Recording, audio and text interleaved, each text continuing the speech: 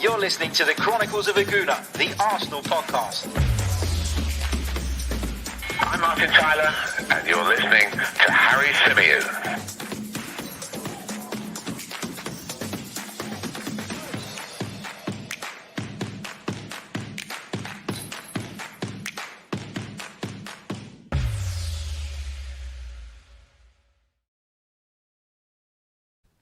Hello and welcome back to the Chronicles of a Gooner, the Arsenal podcast brought to you by manscaped.com. As ever, I'm your host, Harry Symeou, and we are back. After a few days off, a few days of rest, some time to recharge our batteries during an international break. I think I have recharged those batteries. Been thinking a lot about sort of some new things that we can bring to the channel, and there's plenty coming your way, so stay tuned for that. Our competition from when we hit 10k subscribers also kicks off tomorrow, so keep your eyes peeled on the Chronicles of a Gooner Twitter page. It's at Chronicles_AFC. You'll see it rolling across the bottom of your screens for those of you watching us on YouTube. So keep your eyes peeled on that for your chance to win an Arsenal home shirt. I was actually thinking about bringing the podcast back tomorrow, but actually there's been quite a few things going on. Quite a few rumours doing the rounds, quite a few interesting talking points have emerged, and so I felt like it was worth doing one today. So here we are, and we're going to discuss some of those topics. We're going to get you guys' thoughts and interaction in the live chat. But before we do that, I just want to remind you all to smash the like button if you haven't already, and subscribe to the channel if you are new. It's so important. Thank you so much in advance for your support. If you're wondering what's going on with the beard, well, we're in lockdown here in the UK, so barbers are hard to come by at the moment, but is what it is. We're in lockdown, we're not going anywhere, so don't think it makes a great deal of difference, so we crack on. Let's say a big hello to everybody in the live chat at the moment, to Omar, to Kier, to Norwegian Gooner, to Ayman, to Graham, to Brad, and to everybody else joining us across the multiple platforms. I can see there are some of you joining us on YouTube, some of you joining us on Twitter, and some of you joining us right now on Facebook. So a big hello to every single one of you, wherever it is that you're joining us from. Right, let's get down to business. Let's discuss the rumours linking Christian Eriksen with a move to Arsenal. There's been some paper talk doing the rounds today. I think it was initially reported by Corriere dello Sport, an Italian outlet, who say that Inter are interested in Granit Xhaka and would offer us Christian Eriksen the other way. Now, immediately when I hear the name Christian Eriksen, I think Spurs don't want nothing to do with him. And probably rightly so. But we're going to go into it in a little bit more detail. We're going to have the discussion. I'd love to hear what you guys think in the live chat as well, and I'll come to those comments shortly. But first, I'm going to share with you my thoughts. Christian Eriksen is one of those footballers that, you know, there is talent there. I don't think anybody can deny that. And I'm just bringing up his Spurs record because he is a player who, who creates goals, scores goals, or did anyway, during his time at White Hart Lane. But the move to Inter just hasn't worked out for him. And you guys will know that I'm a big Italian football fan, and I pay quite a bit of attention to the ongoings over there and what's going on. And it's safe to say that Christian Eriksen isn't really part of Antonio Conte's plans. And when you see how it's unfolded for Christian Eriksen so far, you do wonder why Inter went out and got him, why Inter paid the money that they did for him. And they paid a substantial amount of money, £24.3 million, for somebody whose contract was due to expire. So they really did break the bank. They really did take a gamble on him, but it hasn't worked at all. Christian Eriksen has been quoted in the Danish media just a few days ago whilst on international duty as saying it wasn't what he dreamed of, the move to Inter so far. And to put it into context, he started in just 43% of their Serie A games so far. He's played just 33% of their total Serie A minutes. And in the Champions League, he's made 2 appearances, starting 11, just 33% of the time. And again, he's played 33% of their minutes. So clearly somebody who's a bit part player at Inter at the moment, and somebody that they'll be keen to move on, particularly after his recent comments. Now, when you look at his Spurs record, actually on the face of it, it looks pretty good. He played 305 times for that lot. He scored 69 goals and provided his teammates with an impressive 89 assists during his time at Ajax. Again, very, very impressive. 163 appearances, 32 goals and 65 assists.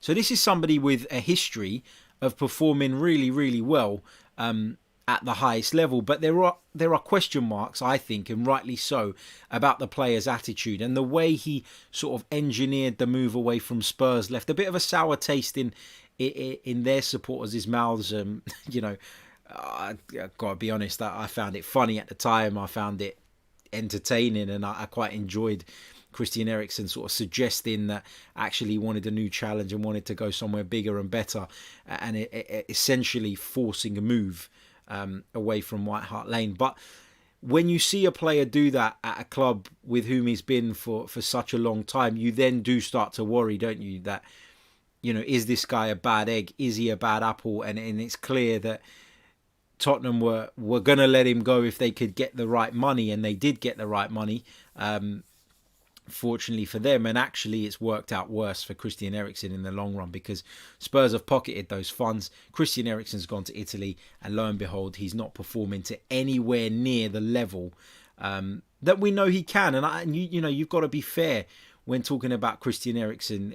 People will say he's been really poor since he went to Italy, but as I've just said, as I've just explained, going through sort of his previous, there is a player in there somewhere. There really, really is. Let's see what you guys are saying in regards to Christian Eriksen, and then we'll talk a little bit about Granit Xhaka and why, in my opinion, this swap deal is a no-go. Let's see what you guys are saying. Big hello to Brad. Graham says he'll take it. Chris says, I don't see Eriksen coming to Arsenal. Amen says, same, but you never know. Graham also goes on to say, we have cover for Xhaka and we need creativity. There are better than Eriksen, but this is a no-lose deal. Musa says he plays hot and cold, wasn't very consistent at Spurs, just my opinion. AK says, don't agree with the swap deal. Better to sell Xhaka and use the money to buy Szoboszlai. Plus, Eriksen doesn't have the resale value as he's 28. All great points. Big hello to Daniel as well. And everybody else joining us in the live chat. Now let's talk a little bit about why, for me, this swap deal is a no-go. Well, first of all, they're two completely different players. Having brought Thomas Partey in, we were strengthening our midfield options because, quite frankly, prior to tying Dani Ceballos down for another year and Partey coming in, we were desperately short in the central midfield position, having allowed Matteo Guendouzi and Lucas Torreira to leave the club on loan. So Arsenal were in desperate need of reinforcements in the middle of the park. It's pretty clear with the way that Mikel Arteta sets up this side that he is keen on having a couple of deep-lying midfielders in the team. Whether you agree with that or not, that seems to be the Mikel Arteta way at the moment. And Granit Xhaka is that type of player, and Granit Xhaka gives him an option. Granit Xhaka also gives him an option of slotting into that left centre-back role when Arsenal's shape shifts in-game as well. Whereas Christian Eriksen is for me, best deployed as a number 10. Arsenal are desperately crying out for a creative midfield player. I completely agree. But first of all, the question you have to ask yourself is, in Mikel Arteta's current system, where does one of those fit in? And second of all, could we not go out and get somebody more useful than Christian Eriksen, an out-of-form Christian Eriksen, a Christian Eriksen who looks as though he's fallen out of love with the game? Could we not get somebody better, somebody more with a longer-term view? But again, I go back to that first question. You need to find a way to fit that player in the team, whoever it may be. So it's not as straightforward as that. The whole point of bringing Partey and Ceballos in was to add to our options and strengthen in those deep-lying midfield positions. So letting Xhaka go and then depleting our numbers again wouldn't make sense for me. You guys that watch this channel regularly will know that I rate Granit Xhaka probably a lot more highly than the general Arsenal fan. And that's fine. People have their view on him. People have their opinion on him.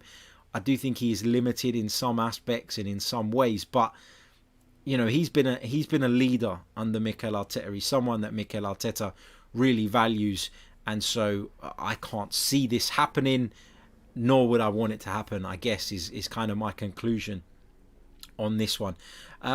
Let's see what you guys are saying in the live chat. We'll go back to the live chat. RSB99 says, we need to start buying for the future. Stop with the washed up has-beens. Gregory Zachariah says, Christian Eriksen is Premiership quality.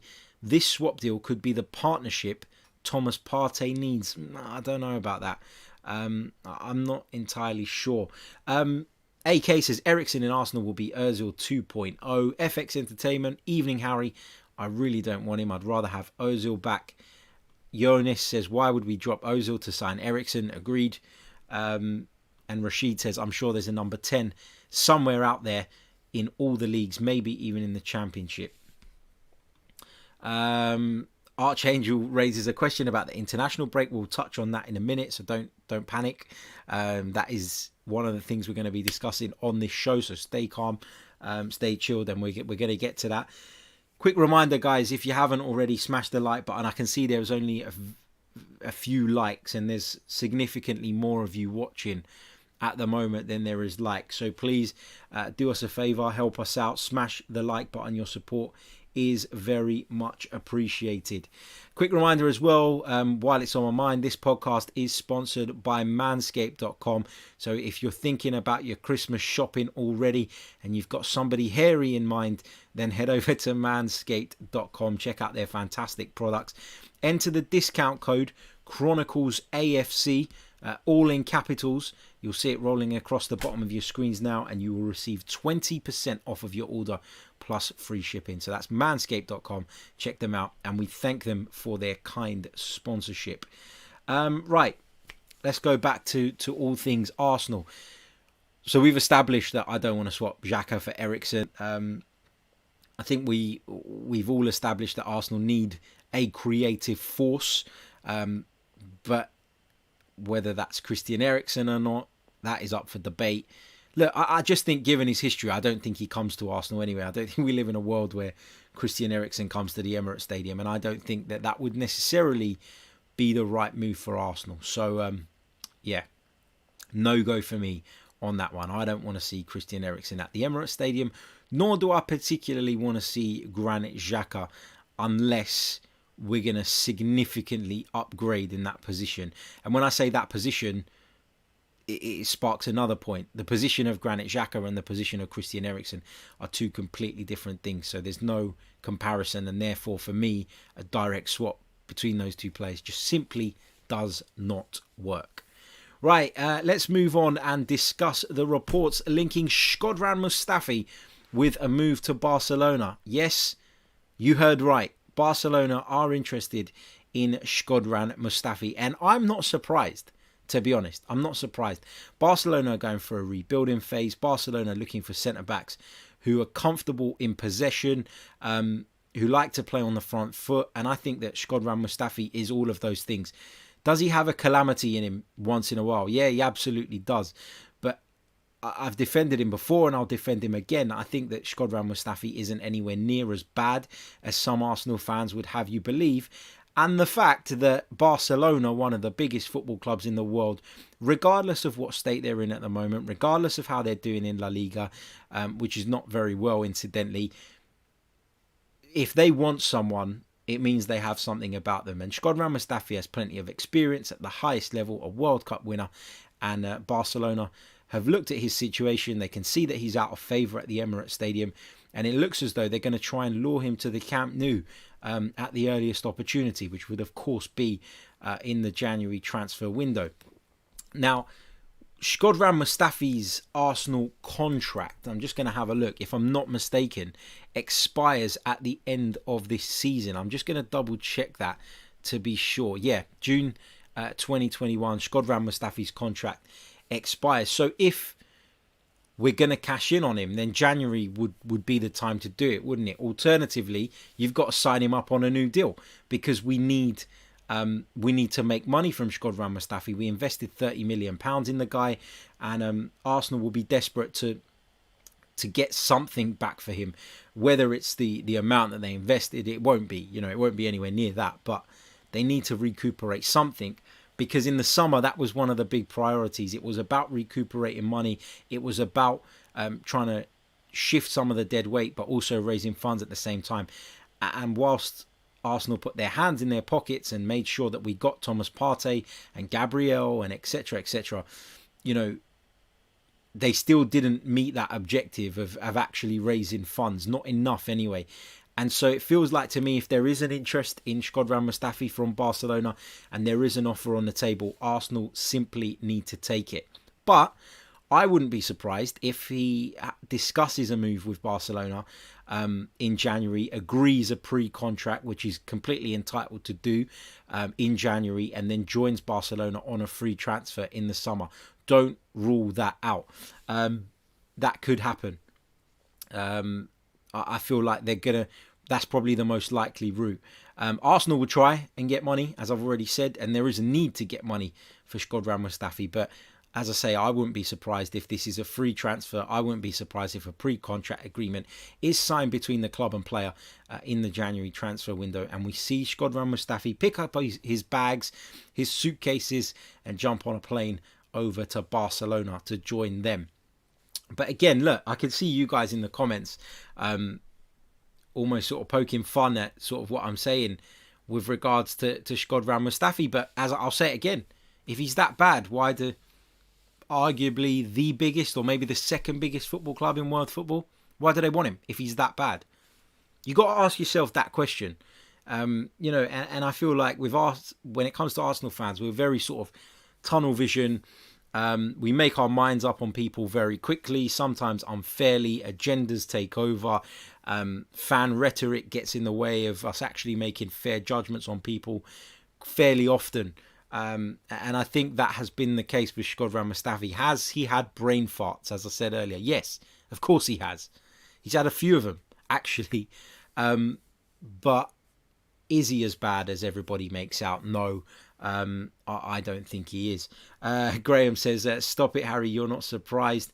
Marco says, I'll personally drive Mustafi to the airport. No negotiations needed, just sell. Barcelona transfers are as fraudulent as Arsenal's. Arsenal Granny says he'll also be cheap. Lewis says, Mustafi has a lot of experience, but it's just a shame he has no defending ability. Brad Richardson, I guess, in response to what we were saying about the potential of him joining on a free transfer, says Barcelona in financial trouble, so it makes sense. Archangel says, all right, Barca, we surrender. You can have him. Graham also adds he's likely going for a free. Chris Pantelli says, he's not the worst defender we've ever had. Stepanovs and Gus Caesar spring to mind, but I don't rate him, to be honest, Harry.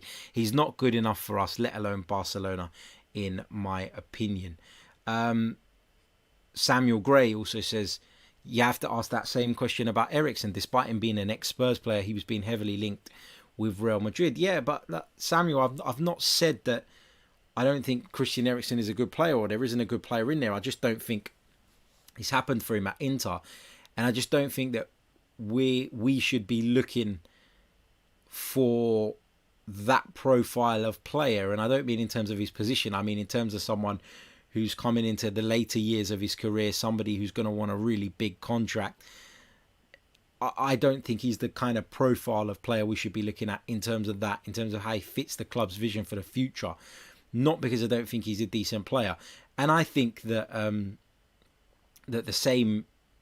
Well, I think it's a bit different with Barcelona because they're looking to put in quick fixes. You know, there's a whole mess going on at Barcelona behind the scenes at the moment.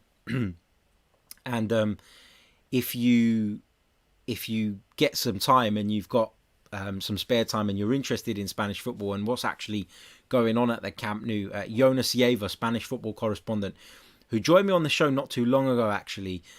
He started his own YouTube channel and he put a really good video. It's 28 minutes long. It's explaining what's going on at Barcelona in 28 minutes. And it's really interesting. And it's something that, you know, I found really educational. So if you're interested in that and you want to check it out, please do head over to Jonas Yever's YouTube channel and check that out. Kieran B makes a good point. It didn't happen for Bergkamp at Inter. Sometimes the marriage between a player and a club just doesn't work. That's absolutely a fair point. You know, we've seen that. We've seen examples of that countless times.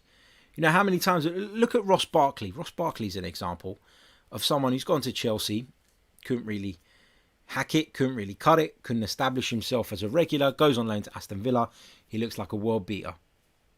You know, there are countless examples over history of players who performed really well somewhere but then flopped somewhere else. You know, Diego Forlan is another example that springs to mind. If you want to keep it Premier League, comes to Man United, can't score to save his life, goes to Spain and bangs in goals regularly. So, you know, that is a thing in football. Sometimes it could be to do with the system, it could be to do with the coach, it can be to do with settling in, your personal life, etc., etc.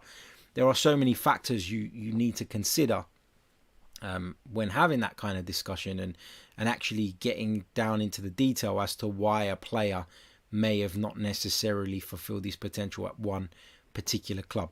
All interesting points, guys. Thank you so much. Get your questions in the live chat as well. I'm going to touch on a couple more bits and then I'll be coming to those. So feel free to stick those in the live chat. Get as many questions in as you possibly can. Smash the like button if you haven't already as well. Let's have a quick check-in as to where we are on the likes. Just 32 at the moment, guys, and there's over 100 of you watching across the multiple platforms. So please do smash that like button sooner rather than later and subscribe to the channel if you're new. Right, Mohamed Elneny. Mohamed Elneny has tested positive for COVID-19 whilst on international duty with Egypt. Now, Mohamed Elneny, of course, partnered Thomas Partey in the game at Old Trafford where Arsenal ran out 1-0 winners, put in a really, really impressive display that day, and of course started alongside Thomas Partey in the game against Aston Villa, although that day things didn't quite go to plan. But this will come as a blow for Arsenal because Mohamed Elneny has established himself clearly as a first choice midfielder under Mikel Arteta, thanks to some impressive performances of late. But he's gone away on international duty. He's tested positive for COVID. He is now, we believe, in Cairo.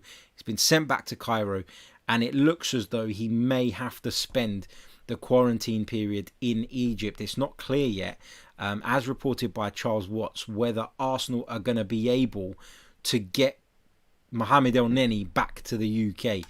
Will they have to get some special dispensation from the government? I'm not sure. I really don't know what the deal is and what's going to happen with that. But it is going to be an interesting one to see develop because Arsenal will no doubt want to get him back as quickly as possible. We saw it when Kieran Tierney was forced to isolate. Arsenal made every effort, didn't they, to bring their player back. But that was from Scotland. That was just crossing over the border. Now we're talking about somebody who is currently situated in the Egyptian capital, and it's going to be a little bit more problematic, I think. He's not the only player in that Egypt squad that did test positive for COVID, as did Mohamed Salah, and so Liverpool are going to be without him for a bit as well. Mo Elneny's definitely out of the game against Leeds at the weekend. Whether we're able to get him back beyond that, there is another test that is scheduled to take place. Will that come back negative? We don't know. So we're just going to have to wait and see how this one unfolds. But it does leave us light again in the midfield. It does force Mikel Arteta's hand into a change. And there's been a big debate around whether or not this international break should have gone ahead. And I think I get why it did. The UEFA Nations League does have some impact on qualification for the major tournaments. You've seen it. Scotland got the opportunity to qualify for the Euros based on where they finished in the UEFA Nations League. So there is an importance to it. It does have a knock-on effect, on other stuff. It does have an impact financially on these FAs, and particularly those FAs that are smaller, that rely on the international revenue. You can't just cancel all of the fixtures. You can't also cancel the European Championship qualifiers, like the one that took place between Scotland and Serbia. You can't cancel those games. They're important. They need to be played. However, what you can cancel is the pointless, meaningless friendlies that we've also had to deal with during this international break. That I simply cannot get my head around. I just can't get my head around it. Qualifiers, play them. Nations League, play it by all means. Even if, there is a debate to be had around whether it's actually safe to do that at the moment. Some would argue that they should have been postponed, but where do you postpone it to? This season is already jam-packed into a shorter period of time. So it's going to be difficult to do that. Look, as I said, I'm okay with the Nations League going ahead. I'm okay with the European qualifiers going ahead. What I'm not okay with is meaningless, pointless friendlies. I think that is a shambles. And, I know there's money involved in that, but I think the international authorities need to take a hard, long look at themselves when they made the decision to, or with regards to the decision to allow some of those friendlies to go ahead. I mean, the game between England and Ireland, I don't know if any of you saw it. I didn't watch it. I was watching Scotland, but I seen the highlights, and it was just a pointless, meaningless game, so unnecessary. So that's the latest on Mohamed Elneny. We're going to have to wait and see what happens with that and how that situation develops, but it's almost guaranteed, almost certain that Mohamed Elneny will not be a part of the squad that plays Leeds United at the weekend. Mikel Arteta's press conference this week is scheduled for Friday, I believe. So obviously we'll bring you some update on that once that happens as well. And I'm sure it'll be interesting to hear what he has to say on that too. Guys, don't forget to smash the like button. Just 41 likes. Come on, guys. Let's get it up to 50 at least before we wrap up today's stream. Let's talk a little bit about the situation concerning Pierre, Emerick, Aubameyang. Now, Pierre, Emerick, Aubameyang, of course, on international duty, representing Gabon in their bid to qualify for the African Cup of Nations. He made his feelings clear about a situation that unfolded in Gambia. Of course, the Gabonese players arrived in Gambia.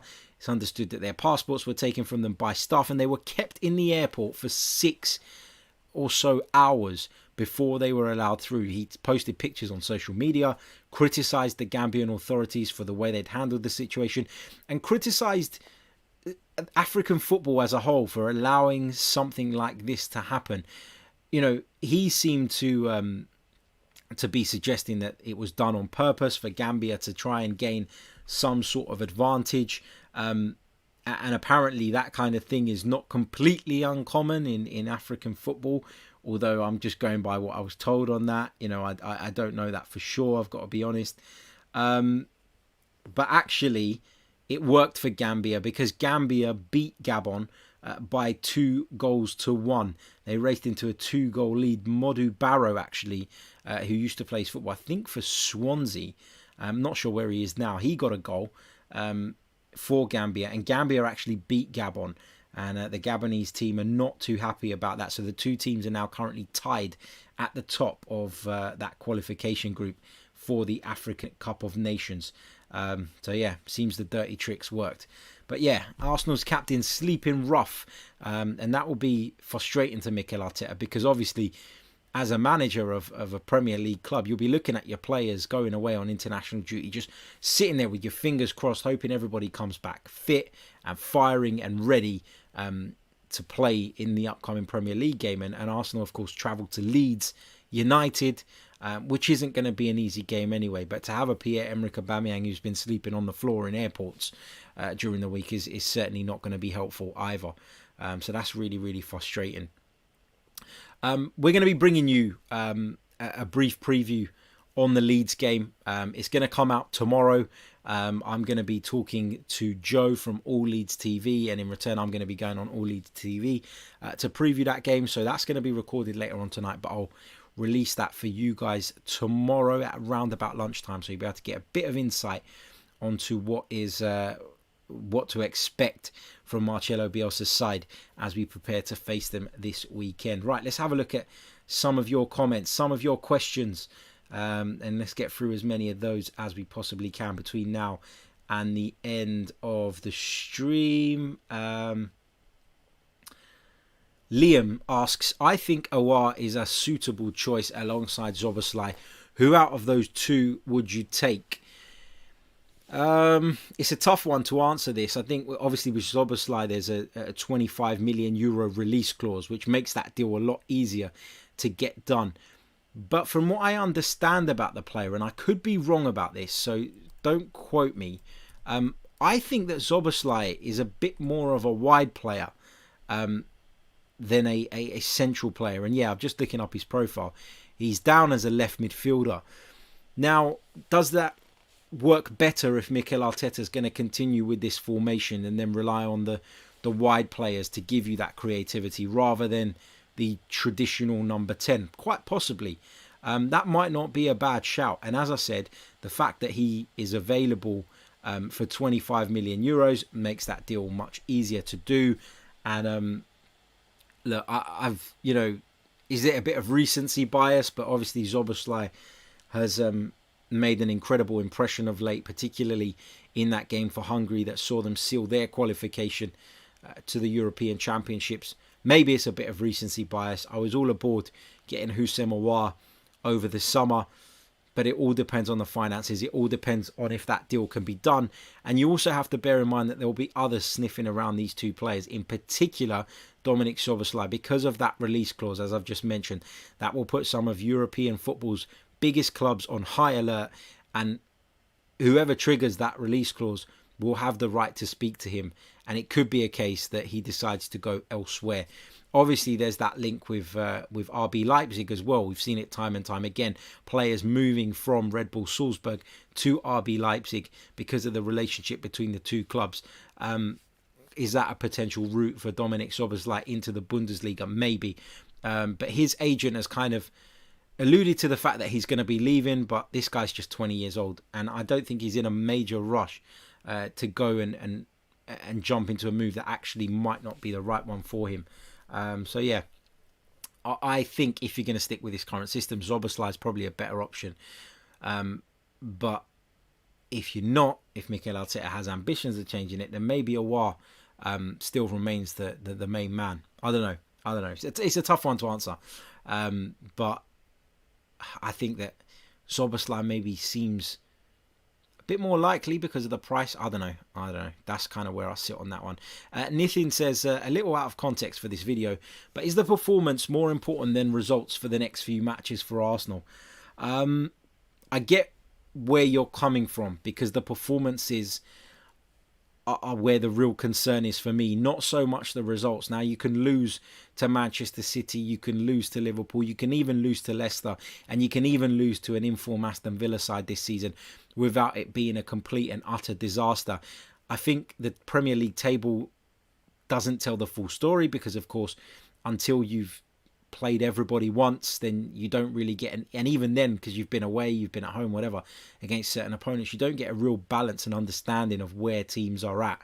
We're 9 games in, it's way too early to judge where Arsenal are going to finish, but I think at the moment that the performances and the results are equally as important, because with this bad run of results, the pressure has increased on Mikel Arteta, and the performances are a side issue, because if you win those games, regardless of how you play, the pressure doesn't mount, the pressure doesn't come, and people don't tend to moan half as much when their team get the desired result. So I feel like both are important, but I think the results probably just about trump it, because results will take the pressure off of Mikel Arteta.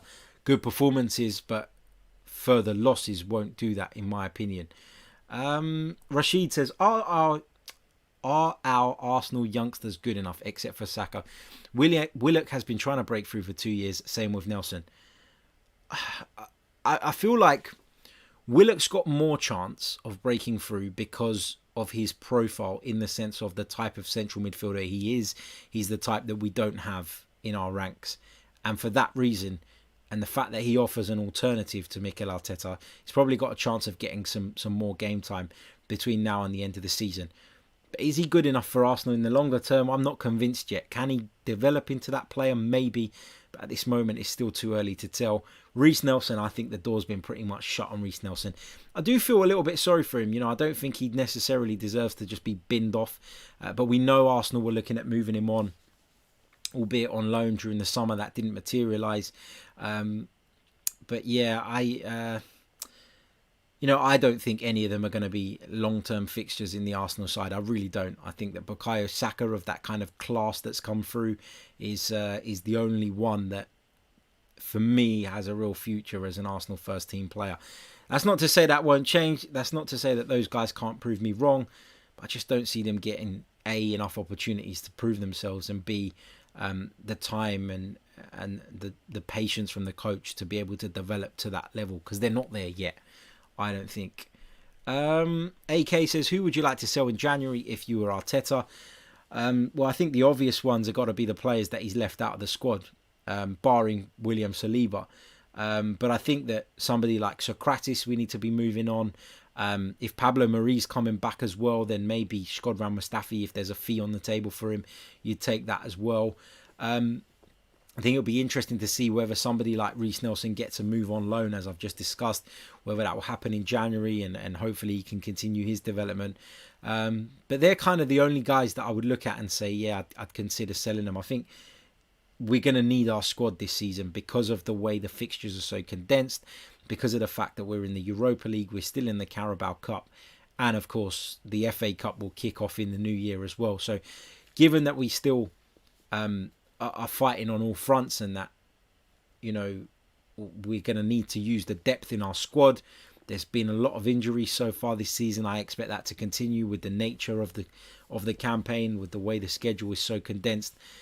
So on that basis, I'd probably only look to sell maybe Socrates if an offer comes across the table. Again, Mustafi maybe if an offer appears. Callum Chambers is on his way back. Pablo Mari is on his way back as well. But other than that, I don't think I'd be selling anyone at the moment. I think strengthening is something we probably need to do in that sort of creative department. If we have to sell someone else, someone other than the players I've mentioned, to do that, then I'm not necessarily close to that either. So let's see. Gregory says, love your show, Harry. Let's get to 15k. Finally a channel that talks good football. Thank you so much, mate. Really, really appreciate it. And yeah, please do subscribe to the channel if you're new, and hit the like button if you haven't already. What else have we got here? Just trying to pick out questions from those of you whose questions I haven't answered yet. There's a comment from Musa, says the scrapyard mentality at Arsenal needs to stop. If we want to compete at the highest level, we need to start buying to build for the future. Agreed. Kieran B, looking ahead to this weekend's game, says Leeds is a tough game at the weekend. They have an incredible work rate. I still think they have plenty enough. We have plenty enough to hurt them on the counter. A score draw wouldn't surprise me though. Lewis Cooper says, how do you think we will approach the game against Leeds? I think it will be more of the same. Much to the frustration of a lot of Arsenal fans, because there are a lot of Arsenal fans out there who want to see Mikel Arteta open us up a little bit, take the shackles off, allow this Arsenal side to be more expressive. But I can't see him doing that away at Ellen Road. They showed against Manchester City that they're a really, really dangerous outfit, particularly in the second half. I thought in the first half City were the better side, but in the second period Leeds really came into their own. They've been to Anfield and impressed. Yes, they've lost a couple of games back to back, but they're still a very good side, a side who are very, very well drilled. And Mikel Arteta will have the world of respect for somebody like Marcelo Bielsa, and he'll be wary of the threat that his team carries. People criticise Patrick Bamford a lot. I've done quite a bit of work on Leeds since I sort of got into the journalism world. Kind of fell into it by accident, but they're a really interesting club to follow and a really interesting club to work on, because there's always so much going on.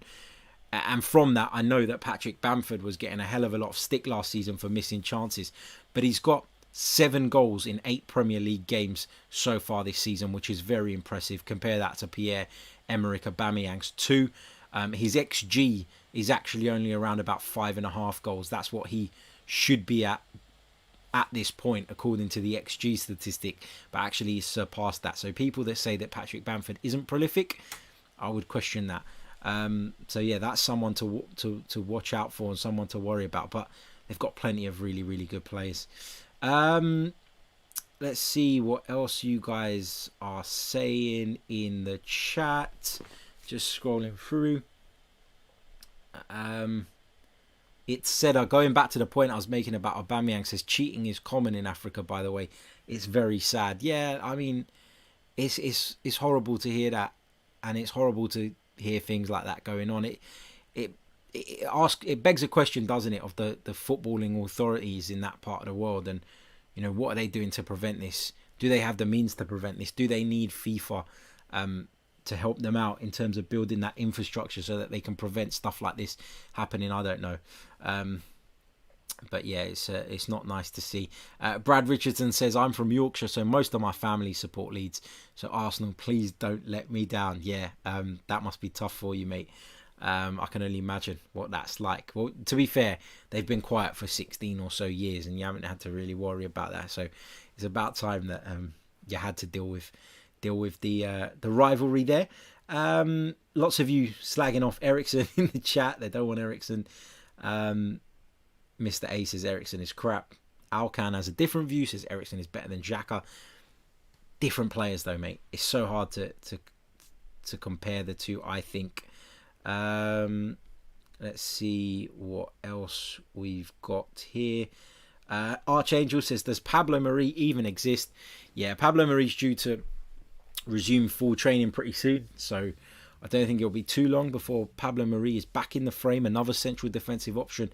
It'll be interesting to see how he fits into this side, and whether actually his return will mean that Kieran Tierney can go back to being a left back, a left wing back, rather than a hybrid between a left centre back and a left back. Be interesting to see how that impacts the team. What else are you guys saying? Brad asks, with Arsenal knowing Arteta's knowing about Arsenal's lack of experience, does that make him unable to be sacked? I don't think he'll be. Like, you'd like to think that if the club are actually moving in the right direction, if the Cronkies really do care now about this football club, that they would not hesitate in sacking Mikel Arteta if they got to the point where they didn't think he was doing the right things, they didn't believe in the process, as people like to call it. But I think Mikel Arteta will get longer than this season. When people call him for his head, I think it's just pointless, because he's not going anywhere this season.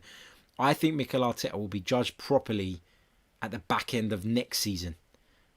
So at the back end of the 21-22 campaign, I think that's when you'll be able to look at Mikel Arteta's Arsenal and say, right, has he delivered? Has he got us closer to where we need to be? And a lot of that will depend on how he's backed between now and then. Of course, that is a factor as well. But I think that they've invested quite a bit in Mikel Arteta, not only in transfer fees and allowing him to go and get some of his targets, but in the fact that they've given him this promotion, made him manager rather than head coach, given him an influence over various other bits and pieces behind the scenes. I think they've made a big personal investment in Mikel Arteta, and I don't see him going anywhere anytime soon. Nor do I want him to be honest. I think he deserves the time. Let's see how it goes, obviously. That follows on nicely to Omar's question. Could a defeat at Spurs be the final straw for Mikel Arteta's reign at the club? As I said, I don't think so. I don't think he goes anywhere this season. I wouldn't worry about that. I wouldn't even consider it, to be honest. I'd be very surprised, shocked in fact, if Arsenal were to pull the trigger on Mikel Arteta before the end of this season, or even at the end of this season, to be honest, regardless of what happens. I think people acknowledge the size of the job here, acknowledge that he is doing good things to change the culture at the club. It's not always being reflected on the field at the moment, but we are where we are. We are where we are, aren't we? Let's see what else you guys are saying. Haji Mohammed says Lacazette should be sold in January. Lacazette out. Aubameyang play with his heart. Use Saliba, free Ozil and play him. Lacazette should never start again. Some strong views from Haji Mohammed there. Ross Morgan says, with Elneny out, is it Xhaka time? Yeah, I feel like that's the natural replacement. I think that Xhaka will come back into the side for the game against Leeds United. Kunte says, Bielsa is going to expose Arteta. I've lost all hope in him. He seems to have a problem with everyone. Ozil, Guendouzi, Pepe, Martinelli, etc.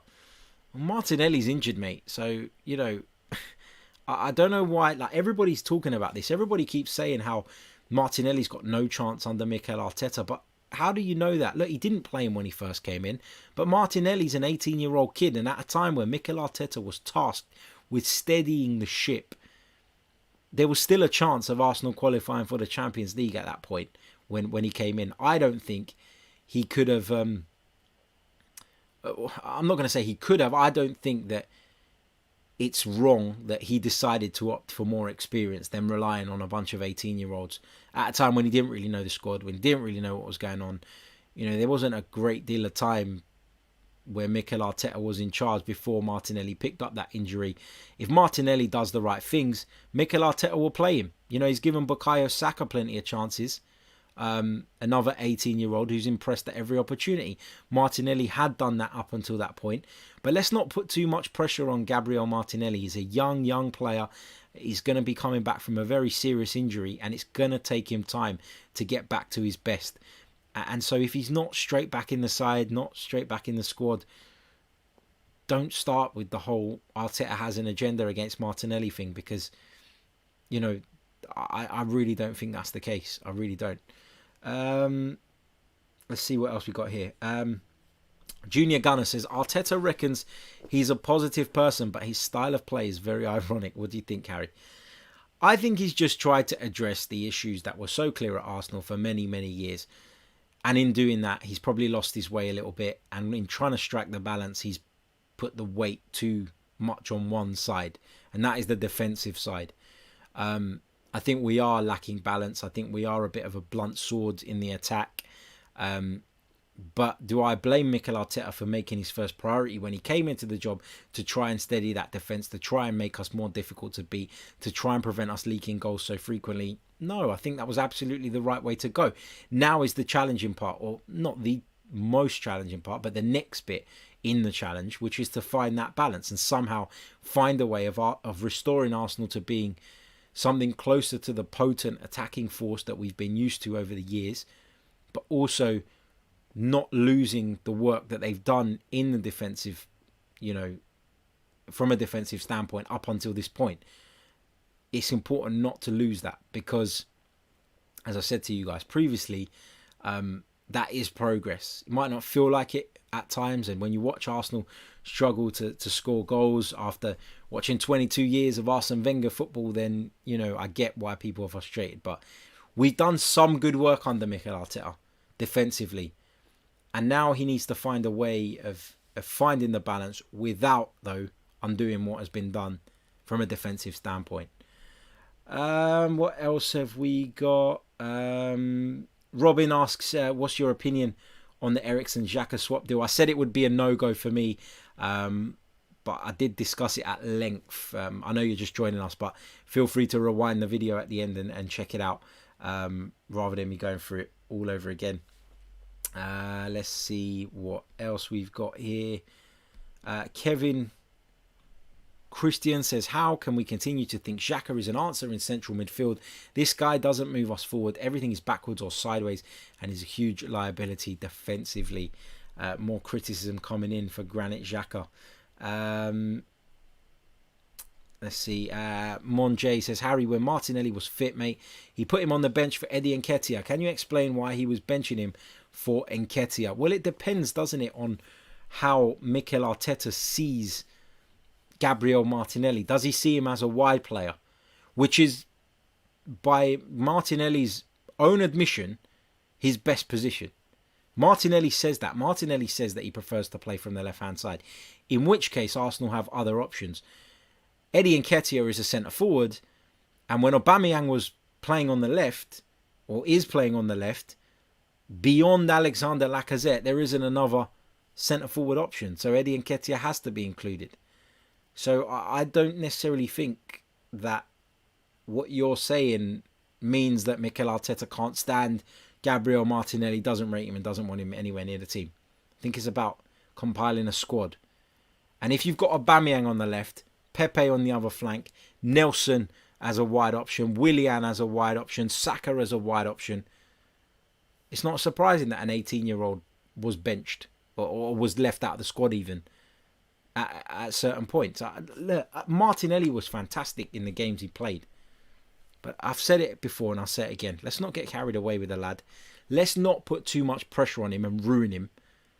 And put that pressure and that weight of expectation onto someone so young. We're Arsenal Football Club. You know, we should have ready-made players. And when youngsters break through and they make an impact, it's great and it's fantastic. But we're Arsenal Football Club and we should be playing with ready-made, top-quality footballers week in, week out. I'm not saying that Martinelli isn't going to be one of those, because I actually believe he will. I said it when he broke through. I haven't been as excited about an Arsenal youngster since Cesc Fabregas. I really love what I've seen from Gabriel Martinelli in his Arsenal career so far. But with that excitement, with that expectation, you need to be a bit grounded as well. And you need to be realistic in the fact that he is a youngster. He is going to have dips in form. He's going to have peaks in form. He's unfortunately suffered a very, very serious injury, which, you know, I've had a knee injury myself. I know it's not the same. I know I don't have the access to Arsenal's sort of rehab programs and all of that stuff. But it's an injury that you struggle to recover from. Really, really is. And I wonder what impact that injury is going to have on Martinelli going forward. Fingers crossed it isn't going to be a big one and it isn't going to be too much of a problem for him as he looks to continue his development as an Arsenal player. Right. That brings me to the end of this edition of the podcast. A big thank you to every single one of you who's joined in, whether that was via YouTube, whether that's via the audio platforms. Don't forget to subscribe to the channel if you're new. Hit the like button if you haven't already. And remember to head over to manscaped.com and check out some of their brilliant merchandise. Christmas is fast approaching. Black Friday is fast approaching too. Plenty of offers that can catch your eye. So please, guys, do head over to them, our kind sponsors. Check them out, and we'll be back very, very soon with more Arsenal and football related content. Until then, take care of yourselves and stay safe. All the best.